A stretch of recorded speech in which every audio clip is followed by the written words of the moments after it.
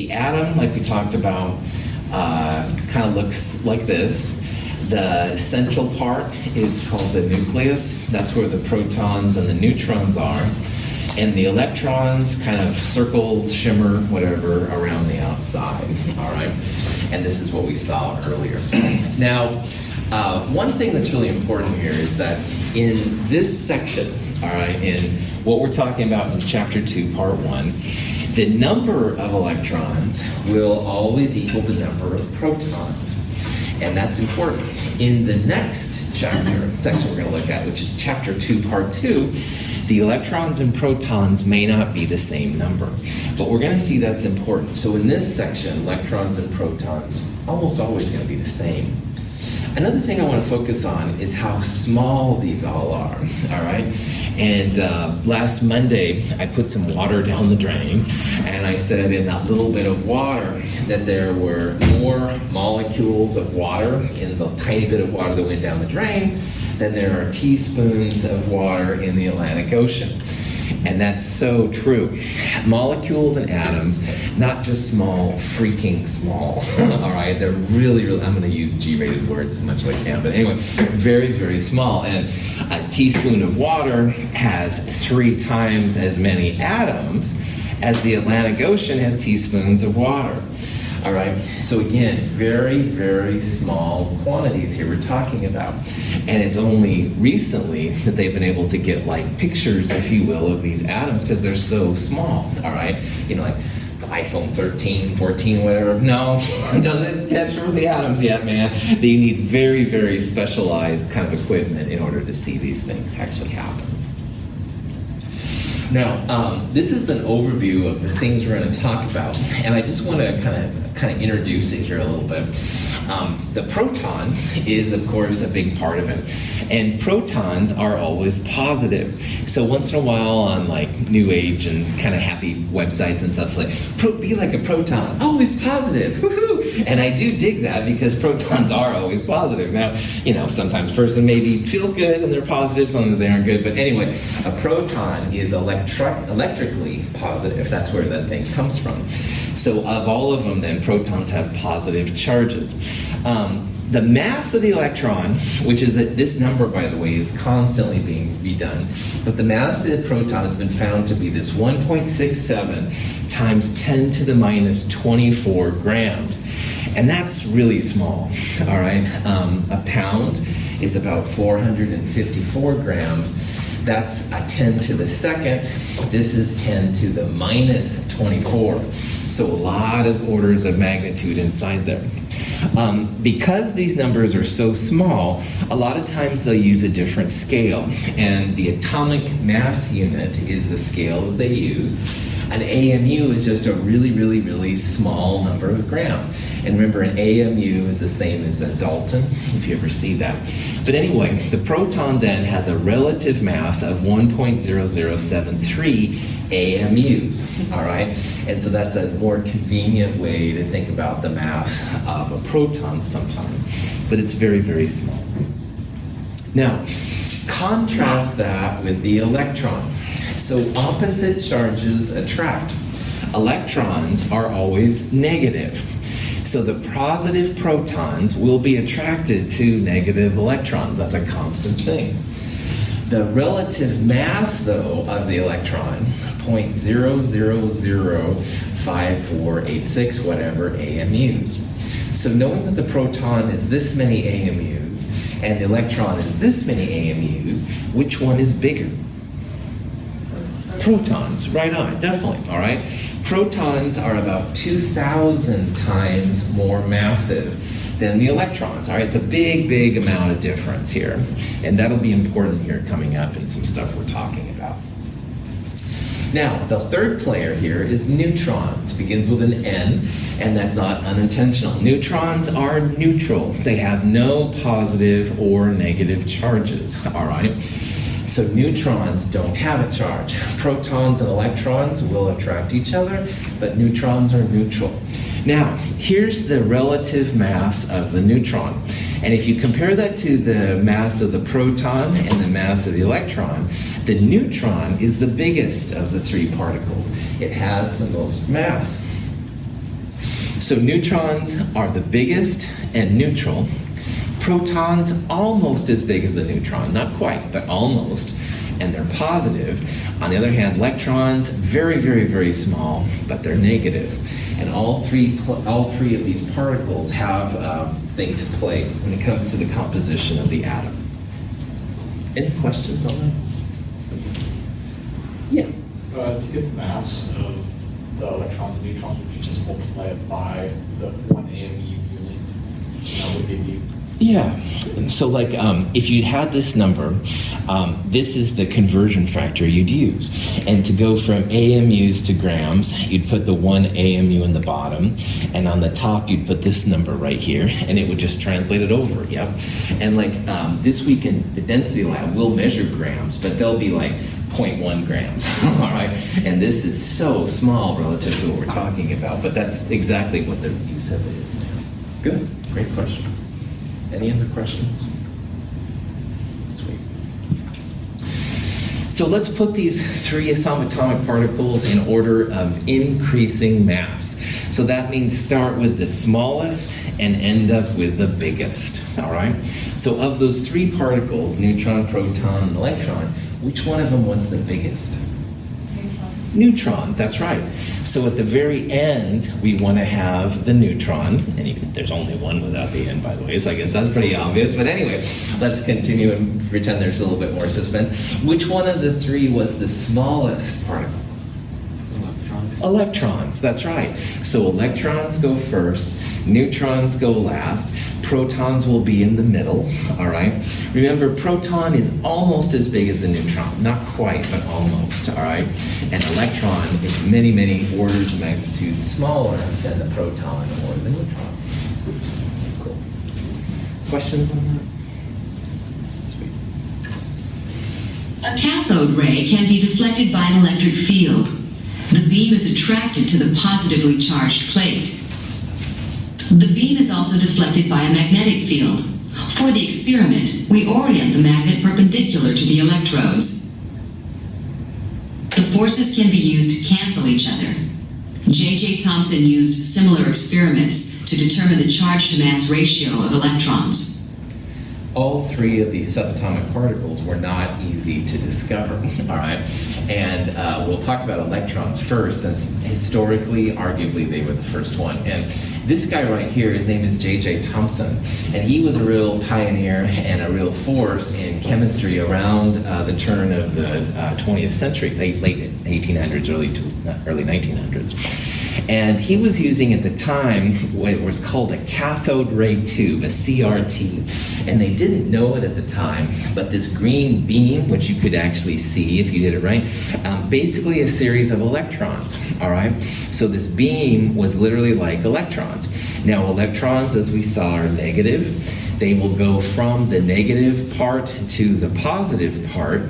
The anode is something we'll talk about more in Chem 223. But anyway, the CRT, it turns out, was nothing more really than a series of electrons. So J.J. Thomson used a combination of magnets and electrical poles. So you can see there's a positive, negative there. That's like an electric plate. Here's a north and a south, a type of magnetic plate. And he was able to determine what's called the charge-to-mass ratio for an electron. All right? And the charge-to-mass ratio is literally how much charge you have per unit mass. Now, charge, it's not going to be that important to us. Charge is usually measured in coulombs, and mass is usually in grams. So you can look up the J.J. Thomson charge-to-mass ratio, which is coulombs per gram. It doesn't really make any difference for us, but this was the first time that anybody was able to measure anything about electrons, protons, or neutrons. It wasn't super helpful because having both charge and mass was kind of tough. But it was the first step, and this is one of his great accomplishments. He was able to propose then this value.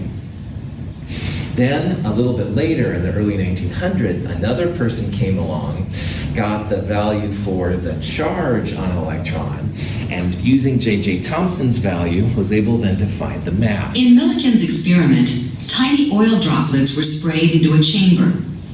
By adjusting the charge on a pair of electrodes, Millikan balanced the force of gravity, pulling the droplets downward, with the electric attraction pulling the droplets upward. This is, I think, a super elaborate experiment. And again, I'm just showing you this is how they did it back then, all right, which is amazing. So here's the thing. They took some oil and they put little tiny droplets of it. So they atomized it, they called it, but it wasn't really. And anyway, those little things of oil had a negative charge on them. So if you have little drops of oil, gravity tends to pull it down. Gravity is always a force. So the gravity is pulling these little drops of oil down. However, because the oil had a negative charge on it, Millikan put them in a plate, an electric plate system where the positive was up here. And by adjusting the amount of electricity basically through it, those negative charges, which were falling down due to gravity, would start to be attracted up because of the attraction to the positive. If they're negative, they're going to be attracted to something positive. So there's an attraction up from the positive plate. There's kind of a force down from gravity. And from doing that, he was able to figure out the charge on the electron. And once he had the charge on the electron, he could use the J.J. Thomson charge to mass thing to find out the mass. So again, pretty interesting. He used basically a telescope eyesight to look at them and measure it and stuff like that. And again, in future classes, you might look more into this. But it's really pretty cool how he did it.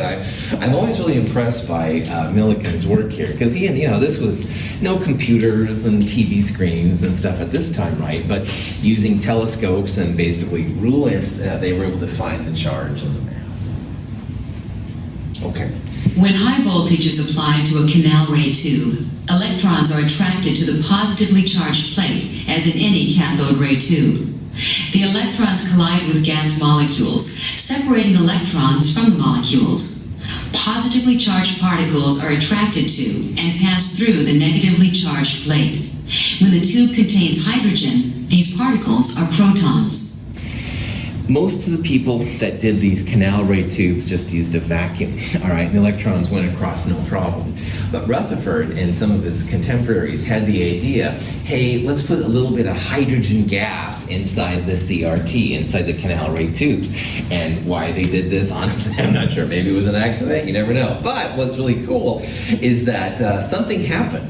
As the electrons, which are this kind of blue-purple color, hit the hydrogens, which are these color, we're going to see later on in this chapter that hydrogen has one proton and one electron. So the electron basically smashed inside the hydrogen, and the electron forced the hydrogen to break up. So then it had one proton and one electron. So when it hit it, there were two little blue things that went off. One of them was the electron that smashed into it, and another electron came from the hydrogen itself.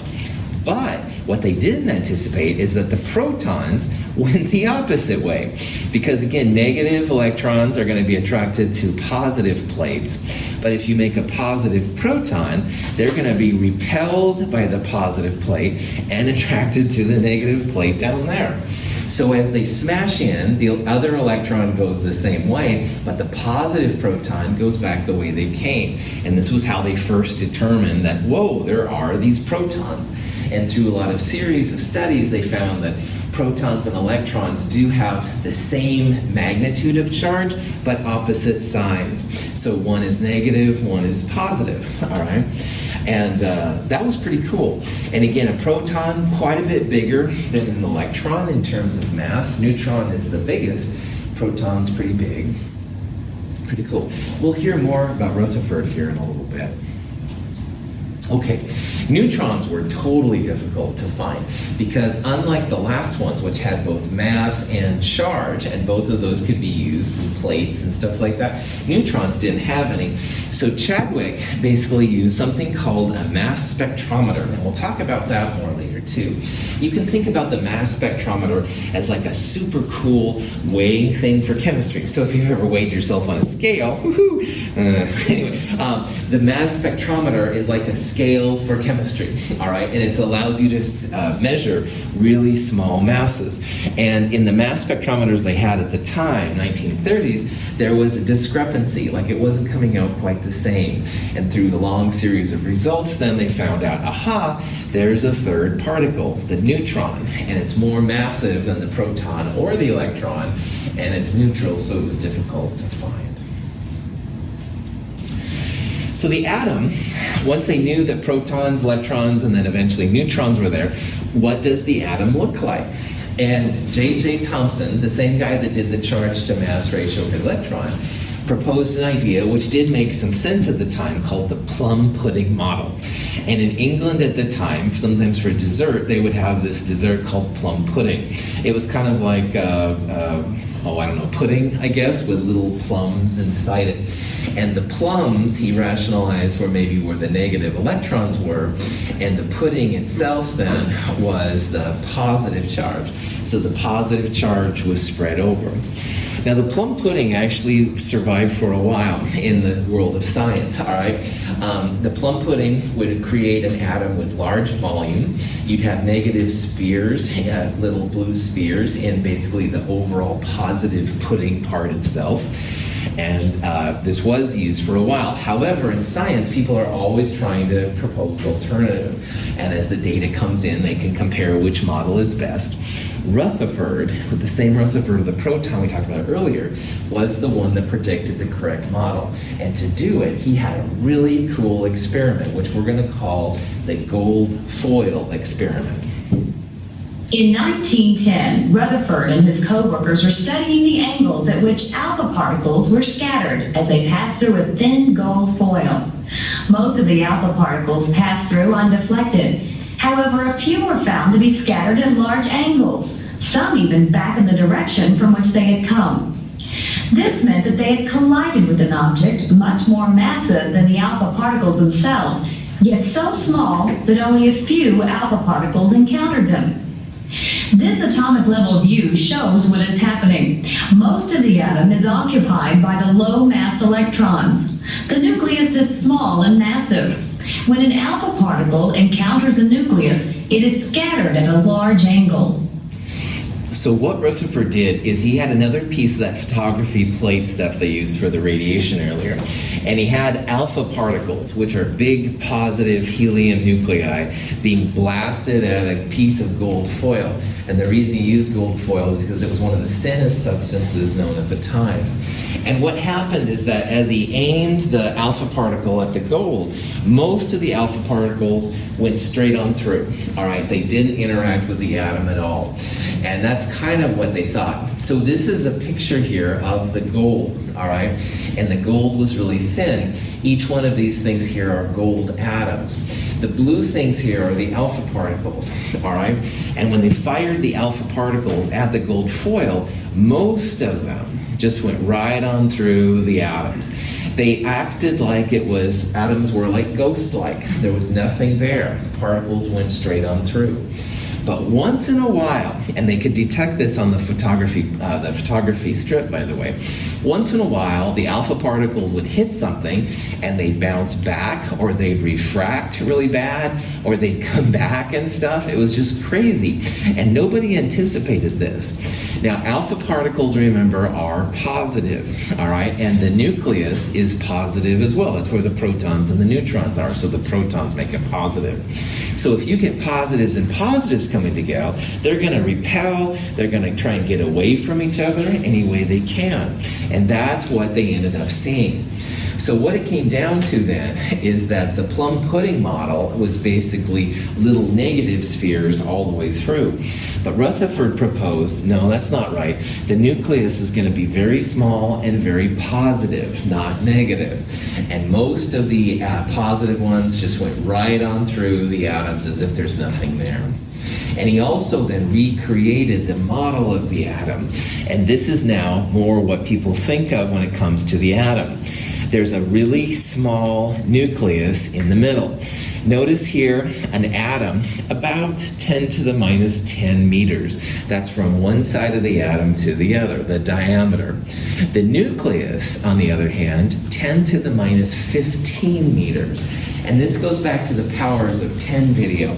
Like when you got through the electrons, there were several powers of 10 before you could even see the nucleus. It's really, really small. So again, when you fire the alpha particles, most of them just went right on through the gold. And gold, by the way, is a pretty dense element, so you'd think that if it was going to hit something, it would be more likely with gold. But once in a while, when those alpha particles came upon the nucleus, that's when they would reflect back, or they would refract, kind of go off on the left or the right a little bit. So Rutherford really helped through the gold foil experiment to recreate what we think of the atom today, which is kind of a cool thing. All right, so in summary then, protons and neutrons in the nucleus, electrons around the outside. Most of the mass of the atom is in that nucleus. That's where the protons and neutrons were. We saw that the neutron was the most massive, proton almost as massive as the neutron, but electrons were very, very small mass. So that's why most of the mass of the atom is in the nucleus. Electrons have a small, small percentage of it. This is another one. You have a neutral atom if the number of protons and the number of electrons are the same. And like I said earlier, in Chapter 2, Part 1, basically all the time the protons and the electron number will be the same. In the next section, like problem set 3, we'll look at examples where the protons and the electrons are different. But for this section, we're going to talk about atoms where the protons and electrons are the same and they're considered to be neutral. They don't have a charge. Oh, let's show some pictures. So, woohoo, this is a family picture of iron atoms. Now, this is one of the first pictures that people created that kind of showed atoms, all right? And this circle right here, each one of those little dots is an iron atom. And iron atoms, again, about really, really small. The radius of this circle from there to there is about 71 angstroms. And an angstrom, which has a little A on the circle on the top, is 10 to the minus 10 meters. So pretty small. This is what they call a scanning tunneling microscopy image, STM. If you're curious about this website has some examples of how STM can work. And it's a really cool technology where we're starting to get like pictures of atoms and molecules, which is pretty cool. Oh yes. Habit.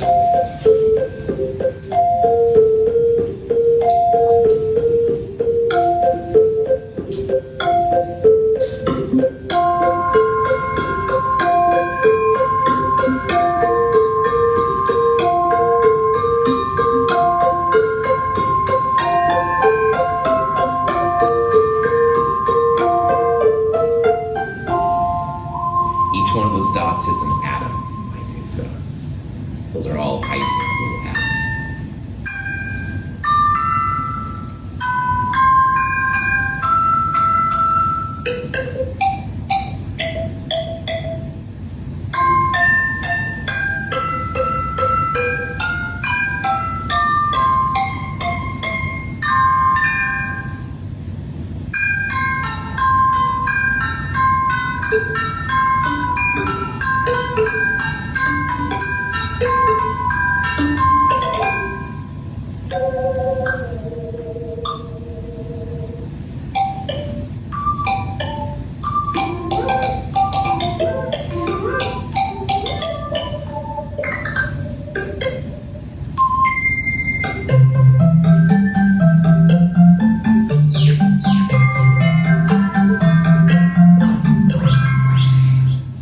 Think is a thing for IBM, so I apologize for the commercialism here, but it's really cool how they did this. If you've ever done like a clay animation, like they'll have like individual frames where they show the person like moving their hand or something. It's a very slow process, but this is made by manipulating individual atoms and taking like photos and putting them all together. So it's no small feat. I really like this one they made later. Star Trek, all right, yeah, you don't have to like Star Trek to do well in my class, but I will make lots of references to it. Anyway, it's really cool how they were able to make these little pictures then showing the small atoms. Woohoo, chemistry. Anyway, questions? Sweet. So, on the periodic table, all good periodic tables, there will at least be 3 pieces of information. And that's how these periodic tables are right here. So if you look at hydrogen there in the upper left-hand corner, you can see that there's an H, a symbol for what hydrogen is. there's a whole number, which in hydrogen's case is 1. And then there's a number with a lot, usually of significant figures, so 1.00794. And what we're going to do now is talk about what those numbers mean, because all of them have something really helpful to share with science. And the most important one at this level is what they call the atomic number. And the atomic number is given the symbol Z. The Z, the atomic number, is always the whole number on the periodic table. So for example, for aluminum, the atomic number is 13. On hydrogen, it's number 1. All right? This is important. All atoms have the same atomic number. So if they're going to be aluminum, they'll all have 13 for the atomic number. And what the atomic number is nothing more than the number of protons in the nucleus. So now, when you see that aluminum is number 13, you know, aha, 13 is the atomic number. But even kind of cooler in my mind, every aluminum has 13 protons. And if you have an element with 13 protons, it is aluminum. If you have an atom with 14 protons, you would go right next door to silicon, Si. So changing the number of protons will change the actual element itself. So if you start with aluminum, you add a proton, you make silicon. If you start with aluminum and you take away an electron, you then have 12 protons, which would be magnesium, all right? And this is really important because the main difference between magnesium and calcium, hydrogen and helium, uranium and neptunium, any of these kind of things, is that they differ in the number of protons they have. If you change the number of protons, you change the element. That is the fundamental difference here between the different pieces we're going to see. And again, all periodic tables should have the atomic number. So if you're ever curious, for example, about krypton, all right, krypton, not really the home planet of Superman, darn it, but still a cool element. Krypton has number 36 right there. Krypton has 36 protons in it.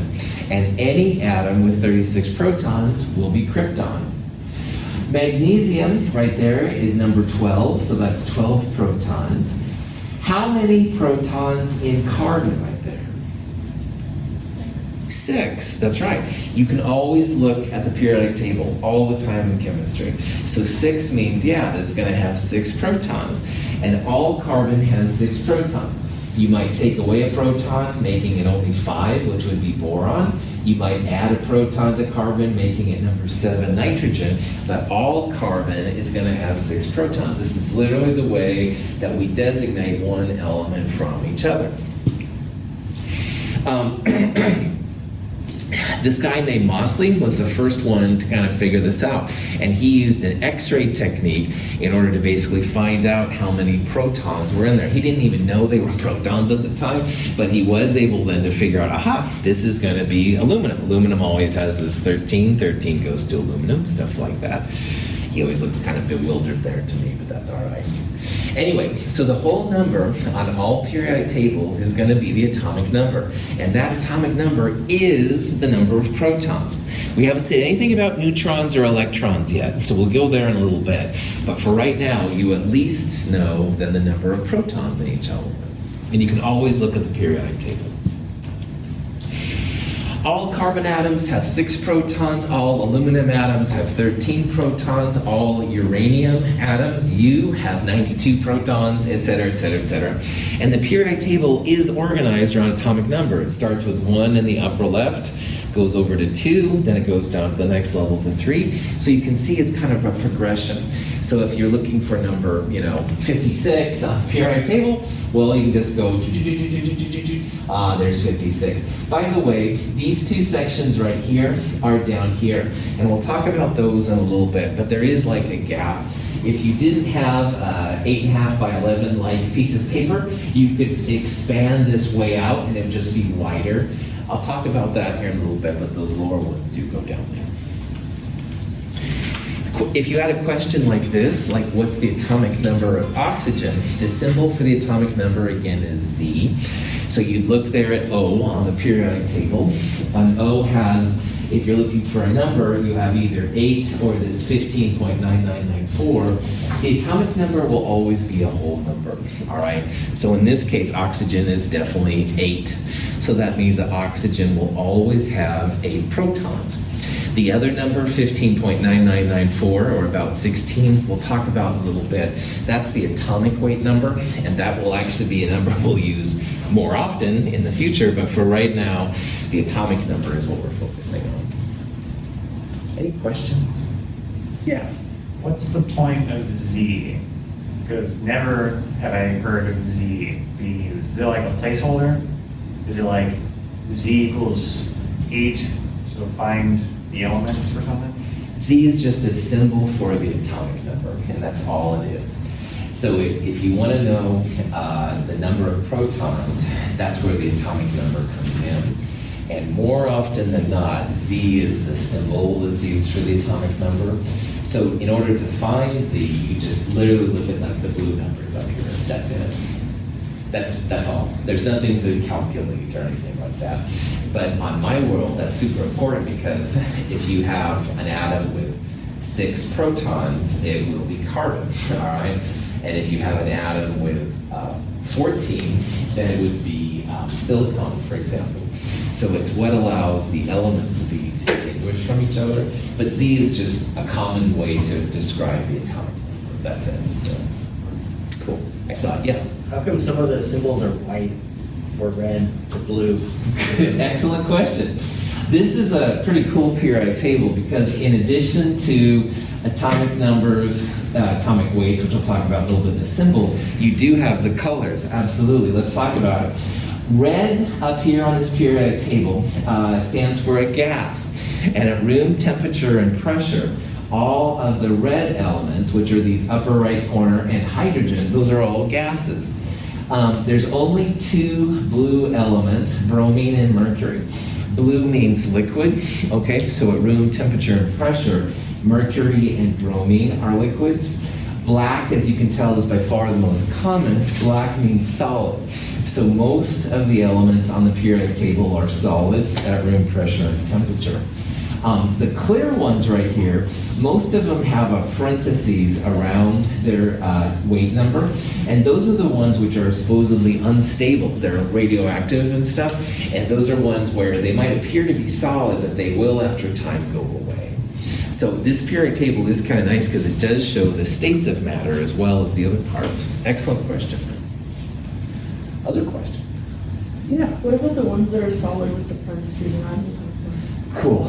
So some people think that, except for technetium and promethium, that really up to like lead or so, that's where the stable elements stop. So lead or bismuth, people are always arguing about. And the ones past it, like radium and astatine, there are some isotopes with really long half-lives, which is a way to describe if they're solid or not, or if they'll stick around.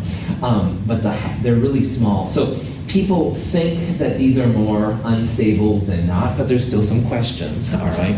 The ones that have really well-defined numbers are the ones which are quote-unquote stable. That's something we'll talk about more in the winter in Chem 222, like what makes it. But for right now, just realize that there's some controversy, all right? For a while, everybody thought, oh no, bismuth is the most stable, but then they found some isotopes, which they thought decayed after a long, long time, so now they think it's lead. But anyway, it doesn't. Science trivia, science nerdiness, gossip, maybe, anyway. Great questions. Other questions? So Z, which we'll use here in a little bit, by the way, Z just is a symbol for the atomic number. The mass number is another part that's really important when it comes to atoms. And mass number is usually given the symbol A. Mass number is equal to protons plus neutrons. The mass number A sometimes is expressed as a dash number. So like this is boron dash 10. 10 is the mass number. And sometimes, like we'll talk about here in a little bit, the mass number A is a superscript by the symbol in the upper left corner. Upper left is important. So both of these 10s right here, these are ways to express the mass number for this particular atom. Now, boron, a lot of the time, has 5 protons and 5 neutrons in it. So we know that boron has 5 protons because if you look at the periodic table, boron is number 5 right there. That 5 means 5 protons. So when boron has 5 neutrons, that's where the 10 comes from. So 5 plus 5 is 10. That's where the mass number of 10 comes from.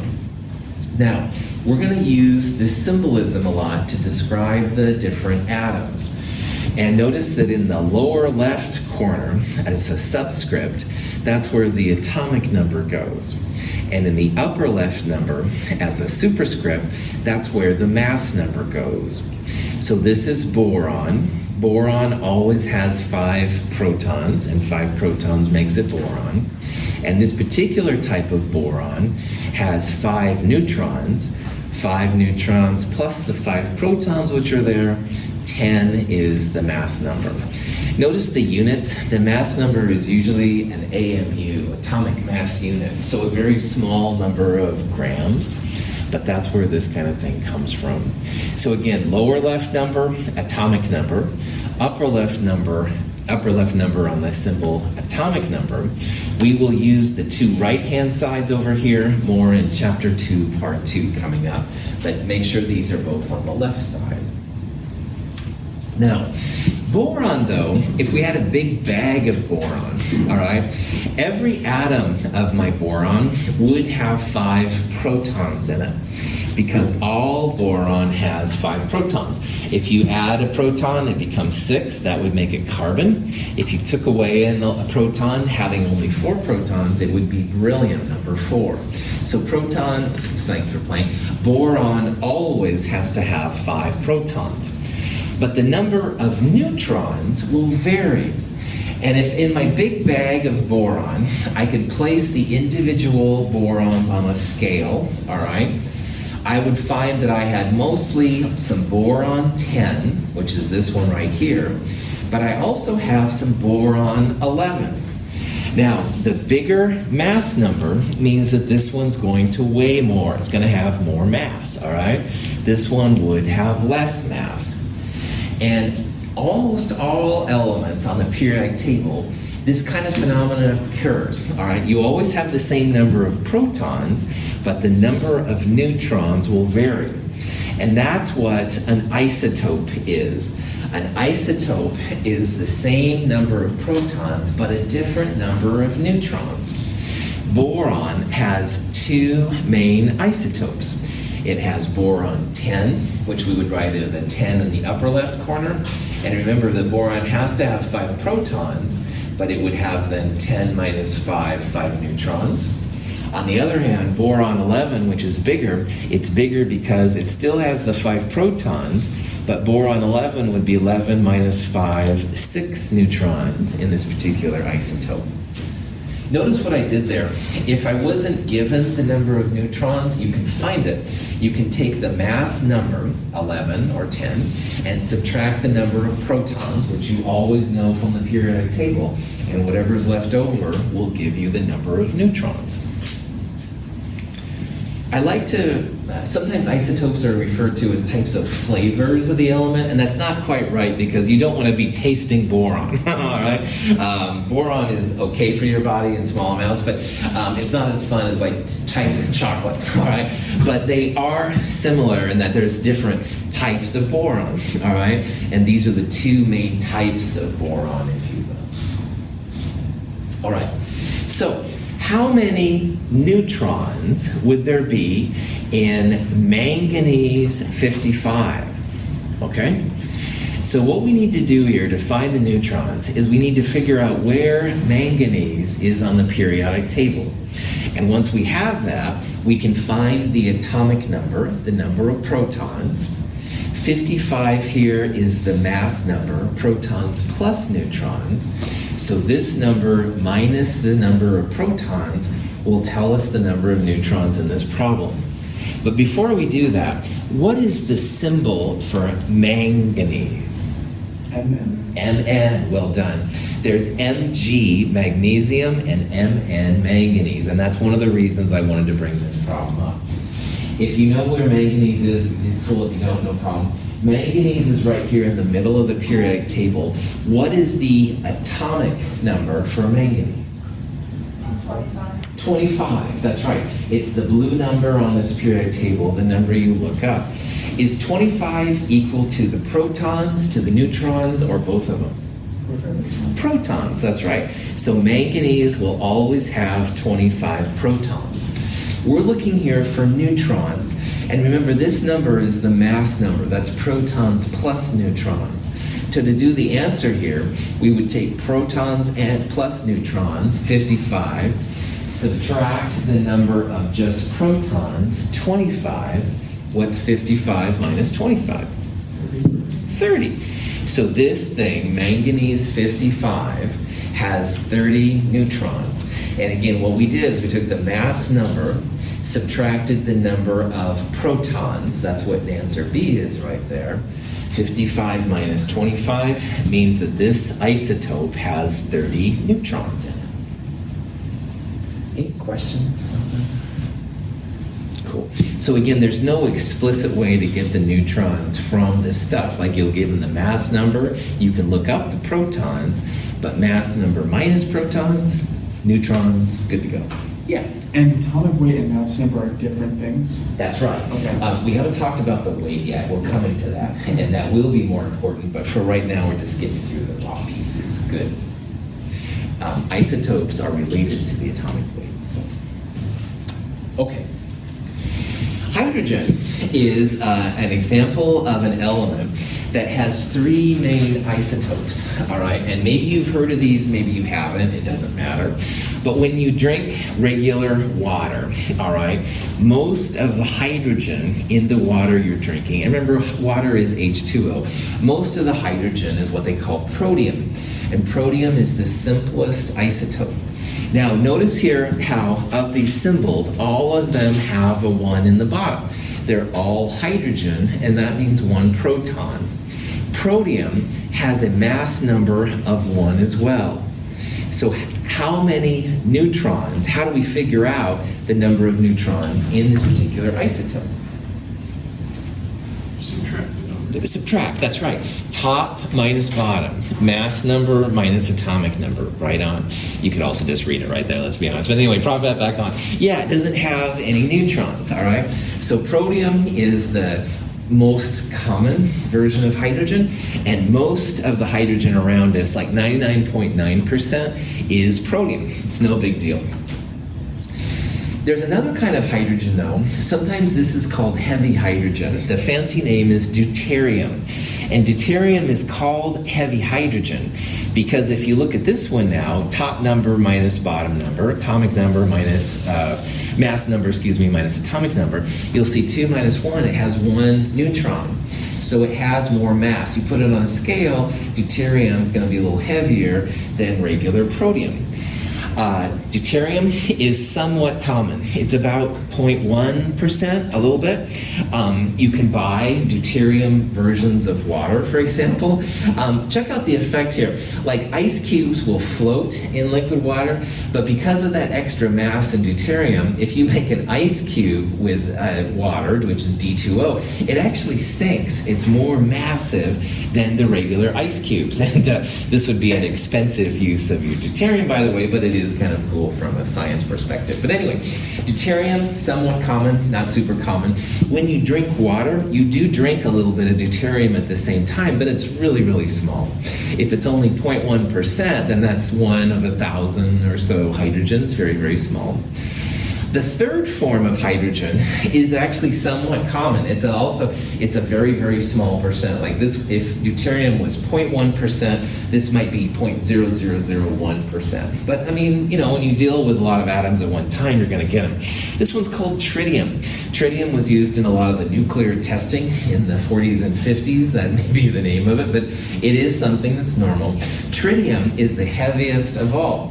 All right, it has 3 - 1, 2 neutrons in it, so it's even heavier than deuterium. This crazy guy, though, is radioactive. You don't want to be doing a lot of stuff with tritium if you can help it. Tritium is around, it's a little bit of in our water, but a very, very, very small amount. Anyway, these are all isotopes of hydrogen. They're all 1 protons, it's just that some of them have more protons than others, or more neutrons than others. Isotopes are super important. When it comes to a lot of radioactive imaging in medicine, you need these radioactive isotopes. Technetium is the lightest of the radioactive elements, normal. Technetium here is number 43. And it's interesting, the United States had some leftover testing equipment they were just going to discard. And these 2 Italian scientists came to visit, and they said, hey, we'd like to take your equipment. They said, yeah, fine, we're just going to get rid of it. Well, on this equipment, they actually found technetium, which I think is totally cool. So technetium is the only element officially found by people from Italy. Woo-hoo. But anyway, it's kind of neat because these scientists were just going to get rid of the equipment, and they ended up finding technetium. So anyway, I digress. This particular technetium, like all technetium, is unstable, and it's got a clear thing around it. It's got the parentheses and stuff. This technetium decomposes into a molybdenum, I think it is, yeah. Yeah, molybdenum is right there. It breaks down to molybdenum, and in the process, it emits a gamma ray. And the gamma rays can be used to image parts of your body to see where things are. So there's a lot of cool uses for these isotopes out there. They find the different isotopes through this fancy mass scale. And again, we talked about this a little bit earlier. This is my scale. It's called a mass spectrometer. And a mass spectrometer is a cool way that you can tell different isotopes, all right? So we talked about how boron is boron 11 and boron 10. Well, here's like the peaks that would show you if you had a boron sample. And mass spectrometer in a nutshell, you take an atom and you basically take away an electron from it, you make it positive.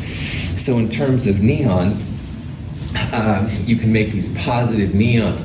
Neon has 3 isotopes, and when they play with the magnets and the charge just right, they'll actually get then these 3 little peaks right here that show the 3 different isotopes of neon. Here's chlorine. You can see chlorine has 2, etc. Here's boron with 2.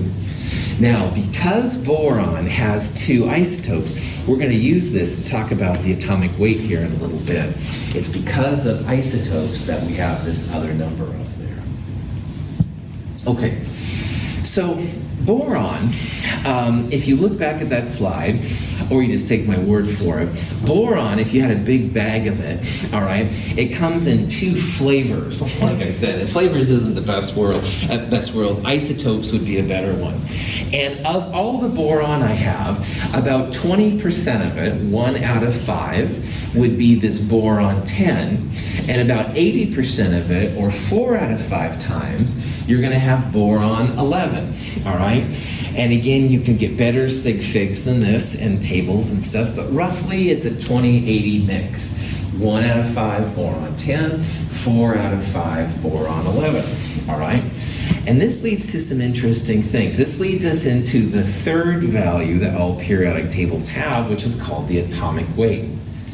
Now, if you have individual atoms of boron, 4 out of 5 times, you're going to have the heavier boron 11. 1 out of 5 times, you're going to have boron 10. But only recently have they developed technology that allow you to manipulate individual atoms.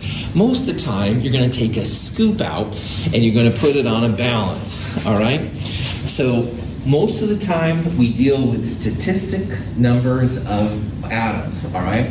And those statistical numbers come from different isotopes. So check this out.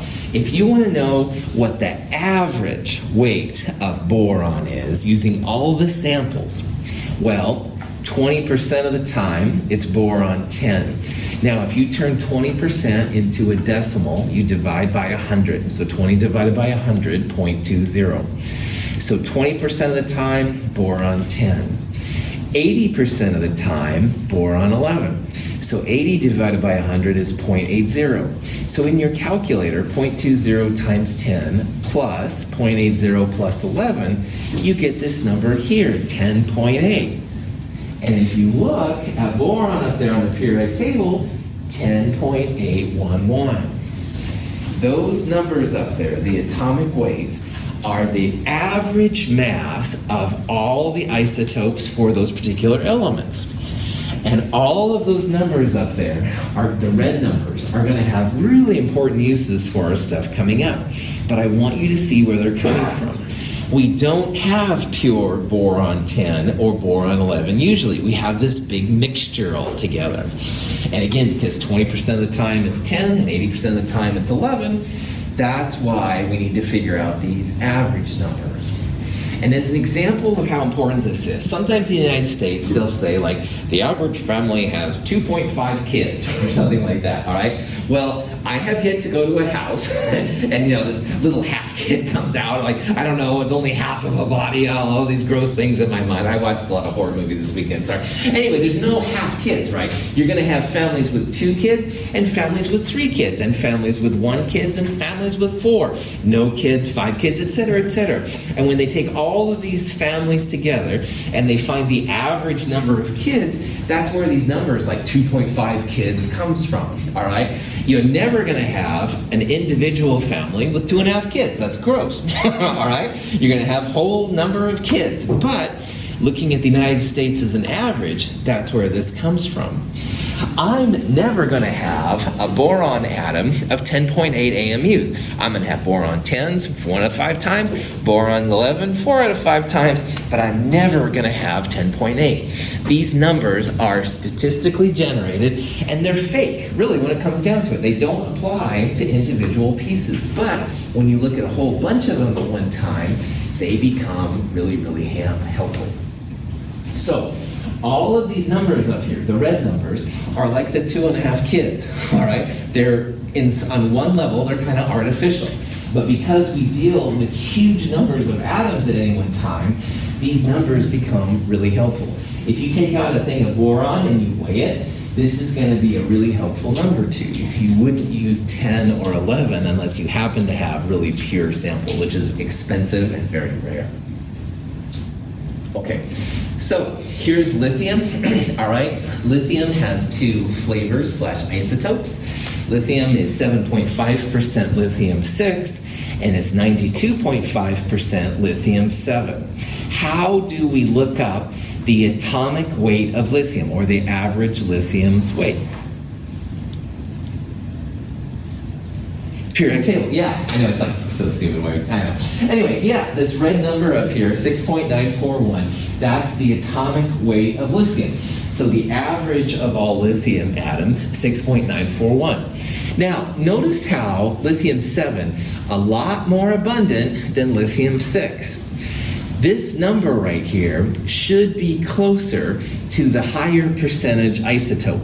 It should be close to 7, and it is, 6.941. All right, that's one way you can kind of make predictions as to what these numbers are. So this next one, here's silicon, all right? 3 different isotopes, all right? 3%, about 4%, 92%. Will the atomic weight, the average, be closer to 28, 29, or 30, do you think? 28. And it's higher, we predict, because it has a higher percentage. And if you look at silicon over here, sure enough, 28.0855, that number is definitely closer to 28, this number, than these two. And that makes sense. Higher percentage will tend to make the average go closer to it. All right. We've got an element E. Here's 3 different abundances, all right? 72, 73, 74. 72 has the higher abundance, but it's not like a 90%, all right? It's 54%. So of these, you can start to make predictions then about what it is, which one it most likely is going to be. If it was like 99% 72, then we might think it was something like this. It would be really close to 72. But it certainly is not that. Like, you've got quite a bit of these two out here. So if I was just to hand wave and make a prediction, I'd say, well, we have a lot of 72, but it's not 100%. That might be a good way to do this. Now, notice that I used kind of averages and I made a prediction. Some of you, that will work really well, but some of you are like, oh man, Russell, you got to give me some numbers, all right? Because that's scary to make these kind of predictions, and I understand. You could also calculate what the actual answer was by taking the decimal version of this number and multiplying it by the atomic mass. Atomic number, excuse me. Mass number, there we go. So we take 0.545 and multiply it by 72, and we'd add that to 0.156 times 73, and we'd add that to 0.299 times 74. So again, the decimal version of the percentage times the mass number, and add those all together. So if you do that in any way possible, 72.8 is what you come out with. And I wanted you to kind of see that, well, you know, by percentages, this kind of makes sense because you have a lot of this, but not totally a lot. But if you don't like that way, you can also do percentages times the masses and stuff to get it to. Question? Okay. Here's an example of two isotopes of nitrogen. Nitrogen 14, nitrogen 15. And we want to calculate what the average atomic mass is. We want to find the red number on the periodic table. Remember that all of these numbers on the periodic table were found out by people, all right? They had to do something like this to get them. And if you had this information, woohoo, you could do it too. So like we talked about just a second ago, you would take the mass number, which here is to a lot of sig figs, and you multiply by the decimal version of the percentage.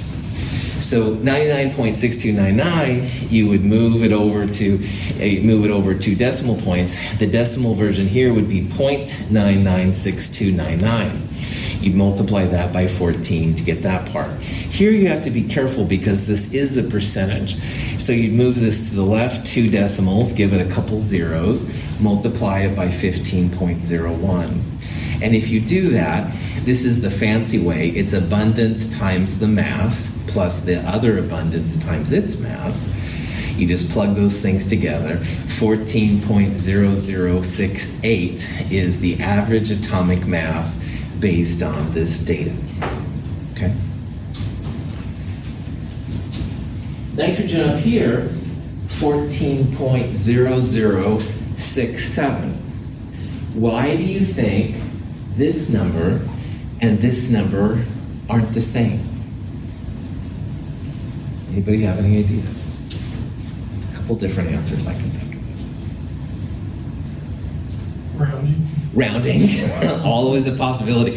You could have better or worse significant figures that might affect it. Absolutely, that's one possibility. It could just be your sample size has a little more nitrogen 15 than nature normally does. Totally. The numbers, these percentages, are the best values that they have on the Earth. But on the other hand, one day we start exploring Mars or Venus, you might have different percentages around. But you're right, that's always a possibility too. Do you think there could be another isotope? Absolutely. Almost all elements have multiple isotopes. Like nitrogen, it's mostly 14 and 15, but there are some other ones. There's like a nitrogen 16 and a nitrogen 13. So there could be like another term out here that would affect it, that would also affect probably these percentages. These are the kind of things I was thinking about. And there could be better values and stuff for the results and stuff. These are all experimental based and stuff, so. All right. Gallium has 2 main isotopes, gallium-69 and gallium-71. And the average atomic mass of gallium, 69.723. You can use this information to calculate the percent abundance of each isotope. So we've got gallium-69, gallium-71. You put them together, the average mass, 69.723. Is 69.723 closer to 69 or 71? 69, all right? Like 69.723 on a number line would be closer to 69 than 71. Let me make that clear. In the old days, sometimes in school, teachers would use number lines. So imagine this is 69 and this is 71. This would be 70 right here in the exact middle. This number, 69.723, would be about here. So it's closer to the 69 than it is to 71. And that's important for this calculation, because if you have a number closer to 69, will the abundance for the 69 isotope, do you think it'll be greater than or less than the abundance of 71? Greater, that's right, exactly. This number is closer to 69 than it is 71. And because what we're going to do here is based on percentages, the abundance of 69 must be greater than the abundance of 71. What would be the average mass if we had 50% 69 and 50% 71, roughly? 70, well done. It would be right in the middle, okay? Well, we don't have an average mass of 70. It's 69.7. It's a little bit to the left. So the 69 isotope then is more abundant than the 71, all right? If we had more 71 than 69, then the average mass would be to the right of the 70 somewhere, 70.1, 70.2, something like that. Okay, so setting this up, it's not too bad. Average atomic mass is this number right here, and that equals the abundance of 69 times its mass, which is this number, plus the abundance of the 71, which we don't know yet, times its mass, the 70.9249. So this is what we want. We want to find X and Y. We want to find those two abundances. Now, if you have only 69 and 71, only two types of isotopes, what is going to be X plus Y together if we add them up? 1 or 100%. Yep, I like both of those answers. Well done. Like the percent, assuming there's only male and females, and if your gender is specific, I apologize. But if we only had males and females, and males plus females would be 100%. All right. 69 plus 71 also equals 100%, and in decimals, that's 1. So what we can do on a problem like this is you can set up like 1 equals X plus Y. And X and Y here are the abundances. And that has to be the case because two of them together equal 100%. So what we can do then is set that one of them equal to 1 minus the other. So what I did here is I let Y equals 1 minus X. This kind of problem you can't solve as is because it's one equation with two unknowns. And in math, that's really tough. But because the two of them together equal 100%, or in the decimal world, the two of them equals 1, then Y equals 1 minus X. Any questions on what I did right there? Okay, so what you can do then is just rewrite this with X and 1 minus X instead of X and Y. Now we have one equation with one unknown. Now, to do this kind of problem, this is distributive property. You go 1 times 70.929 minus 70.929 times X, like you do each of them times that number. When you do this, you finally end up then with X equals 0.6012, which would be 60.12%. And Y equals 1 minus X, 0.3988, which is 39.88%. I would like for you to try this before Wednesday. Just try it on your own. If you can do this math, you're good to go. You're rocking it. But man, if you do get stuck in here, I skipped some steps, all right? I wanted to see how your math skills are. Let me know. It's all algebra. It's all stuff you've done. But if you can get this number, awesome. If you can't get it, just let me know. Good to go. Now, assuming you got these numbers, you can kind of make sense of them. Are they real or not? And earlier we predicted that the X, the 69, was going to be more abundant than the 71 because the 69.723 was closer to 69 than it was 70.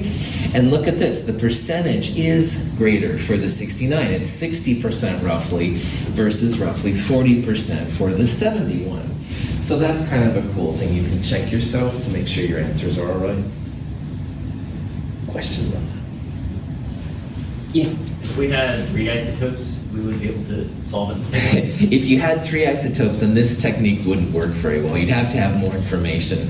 And if you have 3 or more and they have this, then that's where the mass spectrometer really is helpful because it'll point out how many you have and stuff. All right, let's take a quick break. We'll meet back here in about 5 minutes. Go ahead and stretch your legs and we'll